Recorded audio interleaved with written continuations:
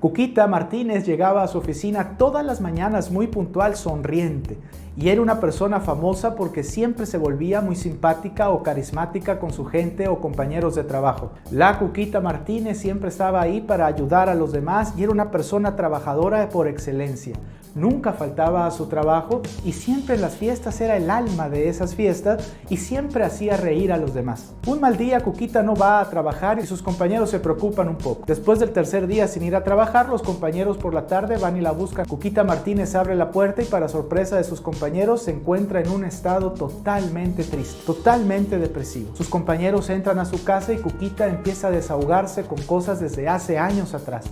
Empieza a hablar incluso desde su niñez. Y entre más habla, más se desahoga y más empieza a llorar. Cuquita no deja de hablar por más de una hora. Sus compañeros hicieron algo bien. La dejaron hablar y la escucharon. Respetaron todo lo que ella estaba diciendo. Por allá, pasado la hora, Cuquita Martínez se relaja y vuelve a un estado normal. Sus compañeros hicieron una segunda cosa bien. Se pararon, le invitaron a pararse y la abrazaron. Cuquita en ese momento sanó mucho de las cosas que estaban ocurriendo en su interior desde años atrás. Sus compañeros se retiraron y Cuquita otro día fue a trabajar, no con tanta risa, pero sí sonriendo. No con tantos chistes, pero sí siendo amable. Cuquita empezó a ser más ella y menos aparente. La resiliencia no tiene absolutamente nada que ver con ser aparente. Cuando nosotros no expresamos nuestras emociones, las vamos guardando. Esas emociones no se van a ningún lugar. Todo lo que no expresamos de una manera u otra se quedan en nuestro interior y no se van a ningún lado.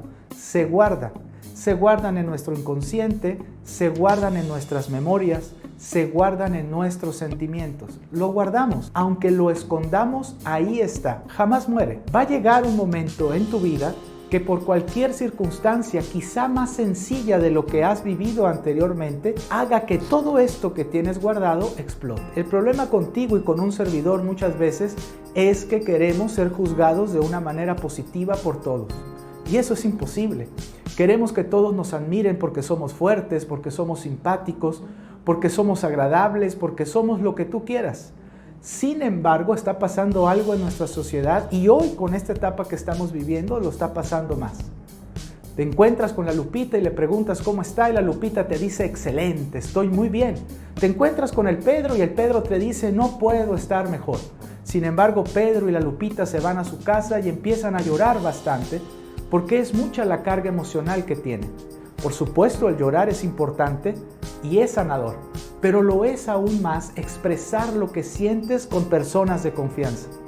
Expresar realmente el cómo estás, no tienes idea lo que sana en tu interior. Volviendo a la palabra resiliencia, no tiene nada que ver entonces con aparentar. Resiliencia viene del latín resilio, que quiere decir dar un salto, volver de. La resiliencia se define en el área psicológica como la capacidad de superar un estado de dolor, de crisis, de angustia en el ser humano. Superar esos estados significa volver a un estado natural en el ser humano. La capacidad de ser resiliente tiene que darse a través de la superación de etapas en nuestra vida que son etapas de crisis. No se puede enseñar a ser más resiliente en un estado natural. La resiliencia es superar un estado de dolor o crisis y en este estado de dolor o crisis volver después a tu estado natural, pero no por esconder tu pasado. Si tú en estos momentos estás pasando por una crisis o un dolor, te sugiero 3 elementos a realizar. El primero, tener esas personas con las que realmente puedas desahogarte. Y si tienes que hacerlo 3, 4 o 1000 veces, hazlo. Es importante que lo hagas. Lo segundo, sincerarte contigo mismo y con la sociedad donde te estás moviendo. No aparentes de más en las áreas donde estás moviéndote actualmente. Hay personas que de tanto aparentar se olvidan de lo que son, se olvidan de lo que realmente sienten y piensan.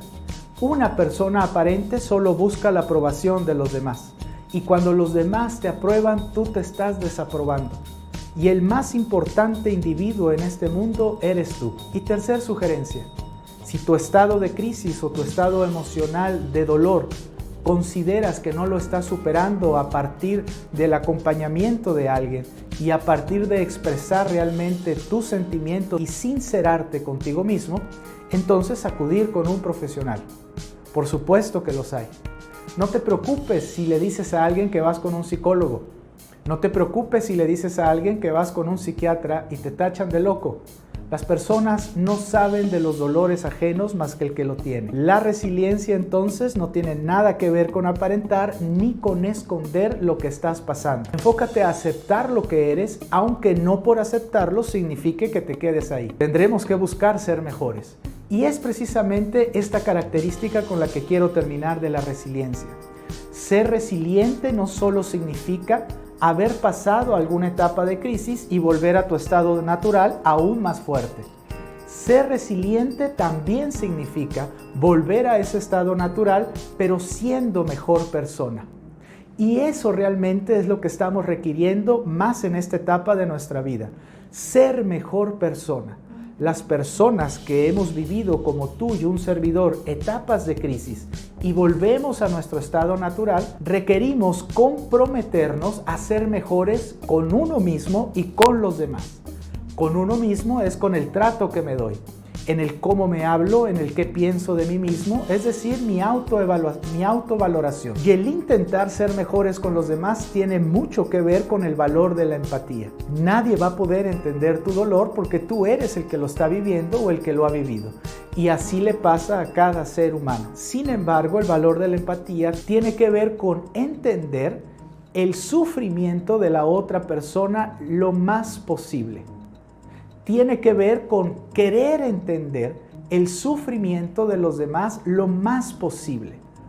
Yo no puedo entender lo que estás sufriendo ni sentir el dolor que estás teniendo, pero sí puedo tener toda la actitud y el enfoque para intentar entender lo que estás pasando.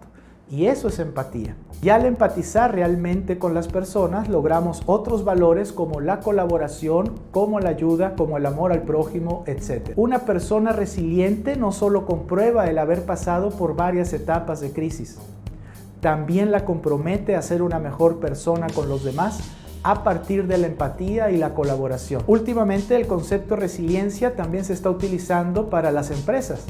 Empresas resilientes. Las organizaciones resilientes son aquellas que han pasado por alguna crisis económica, de operación, etc. y que han superado esas etapas.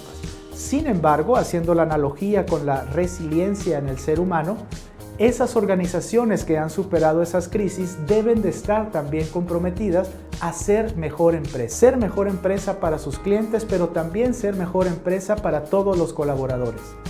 Las organizaciones resilientes hoy por hoy deben de comprometerse tanto con el personal interno como con sus propios clientes. Tomar una cultura organizacional mucho más fuerte y profesional y sobre todo basada esta cultura en los valores humanos. Tanto las personas resilientes como las organizaciones resilientes comprometidas con los demás, les aseguro que vamos a contribuir a una sociedad mejor. Soy Víctor López, te deseo resiliencia en tu vida.